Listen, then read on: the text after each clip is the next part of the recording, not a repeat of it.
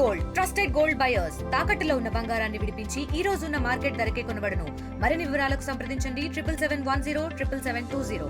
ప్రత్యేకించి ఈ రోజున వర్గీకరణకు సంబంధించి దీనికి మనస్ఫూర్తిగా ఈ స్థాయి దాకా వచ్చింది అంటే ఒకళ్ళు మందకృష్ణ మాదిక్ గారు అయితే దాన్ని ముందుకు తీసుకెళ్లిన వ్యక్తి శ్రీ నారా చంద్రబాబు నాయుడు గారు అధ్యక్షుడు. అలాంటి ఆత్మగౌరవ పోరాటాన్ని ముందుకు తీసుకెళ్లి దాన్ని ఆంధ్రప్రదేశ్ ఉమ్మడి రాష్ట్రంలో ప్రవేశపెట్టిన ఘనత, దాన్ని ముందుకు తీసుకెళ్లిన ఘనత శ్రీ నారా చంద్రబాబు నాయుడు గారికి మన గౌరవ ముఖ్యమంత్రి గారు దక్కుతుంది అధ్యక్ష.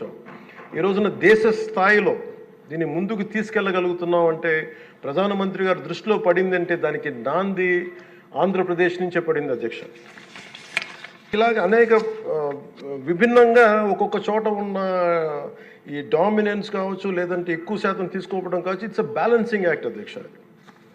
ఇది వీటన్నిటిని గుర్తించి మనస్ఫూర్తిగా ఈ రోజున నారా చంద్రబాబు నాయుడు గారి ఆధ్వర్యంలో ఈ రోజున ఈ ఎన్డీఏ కూటమి ప్రభుత్వం ఈ మా రిజర్వేషన్ వర్గీకరణ బిల్లుని మనస్ఫూర్తిగా జనసేన తరపు నుంచి మనస్ఫూర్తిగా మేమందరం సమర్థిస్తున్నాం అధ్యక్ష.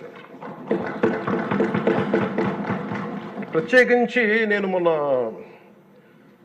రాజీవ్ రంజన్ మిశ్రా గారితో మాట్లాడుతూ ఉంటే 100 నుంచి 10,000 లోపు ఉన్న దాదాపు 59 ఉపకులాలు, మా దళిత కులాలు, ఇవన్నీ మాలమాదిగా దళిత ఉపకులాలతో సహా 59 ఎక్కువ సంఖ్యాబలం ఉన్నాయి. దీన్ని ఎలా చేస్తారంటే 100 లోపు నుంచి 10,000 లోపు ఉండే 46 కులాలు అధ్యక్ష.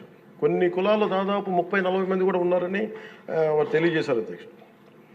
అలాగే ఈ సైంటిఫికలీ ఎనలైజ్డ్ ఎంపిరికల్ డేటాని 4 నెలల వ్యవధిలో గౌరవ ముఖ్యమంత్రి గారు బాధ్యత తీసుకొని మంత్రివర్గంతో ఒక కమిటీని ఏర్పాటు చేసి 1 మ్యాన్ కమిషన్ గారు శ్రీ రాజీవ్ రంజన్ మిశ్రా గారి ఆధ్వర్యంలో నవంబర్లో మొదలై మార్చి 4 నెలల వ్యవధిలో దీన్ని డేటానంతా సైంటిఫిక్గా అనలైజ్ చేసి ఎంపిరికల్ డేటాని విద్య, సామాజిక, ఆర్థిక, రాజకీయ, అంతర్గత వెనుకబాటుతనాన్ని వారు మూడుగా విభజించిన విధానం చాలా అద్భుతంగా ఉంది అధ్యక్ష.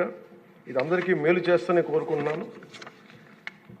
మందకృష్ణ గారు వర్గీకరణ ఉద్యమానికి ఆద్యులు. మందకృష్ణ గారు వర్గీకరణ ఉద్యమానికి ఆద్యుడు, వర్గీకరణ సాధన పోరాట సమితి యోధుడు అధ్యక్ష మందకృష్ణ గారు. నారా చంద్రబాబు గారు సైబరాబాద్ సృష్టికర్తే కాదు, వర్గీకరణ రూపకర్త కూడా వారు.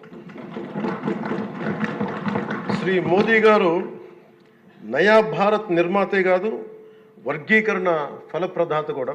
అందుకని మనస్ఫూర్తిగా ఈ వర్గీకరణ బిల్లుని ముందుకు తీసుకెళ్ళి దీనిని ఆంధ్రప్రదేశ్ అసెంబ్లీలో ఈరోజు ప్రవేశపెట్టినందుకు మనస్ఫూర్తిగా ముఖ్యమంత్రి గారికి, అందరికీ, మంత్రివర్గానికి, సభ్యులందరికీ మనస్ఫూర్తిగా ధన్యవాదాలు తెలుపుకుంటూ స్పీకర్ గారికి నా హృదయపూర్వక ధన్యవాదాలు తెలియజేస్తున్నాను అధ్యక్ష. మరిన్ని వీడియోస్ కోసం ఛానల్ ని సబ్స్క్రైబ్ చేయండి. లేటెస్ట్ అప్డేట్స్ కోసం వాట్సాప్ ఛానల్ ని ఫాలో అవ్వండి. ఆ లింక్ డిస్క్రిప్షన్ లో ఉంది.